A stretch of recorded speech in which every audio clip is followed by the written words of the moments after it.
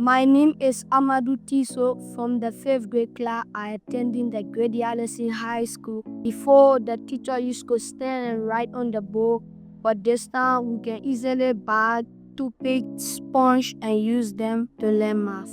Today we learn about triangle and square, rectangle, pentagon, hexagon. We learn everything. I feel good, very good. I'm enjoying it.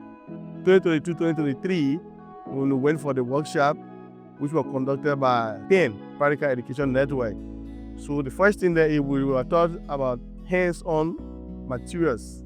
So a lot of those materials, when I came back, I noticed that there's too much of writing on the board.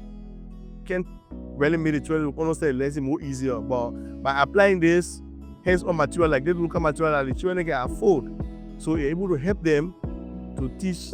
For example, I'm teaching set, right? So what I did is I buy poster sheet. I try to cut this set into circle. So dividing the circle by part, they will know that this is set A, set B, set C. Then from there, the same poster sheet, I cut it bit by bit, and I put the element of the set inside. So like what we did today, we did polygons. You know, sometimes children don't know what they call polygons.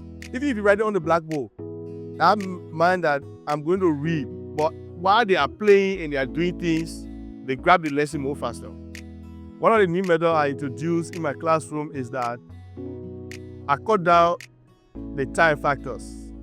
Now, for example, I can teach 2 topics in 45-minute time to a number of students that at least the maximum is 60.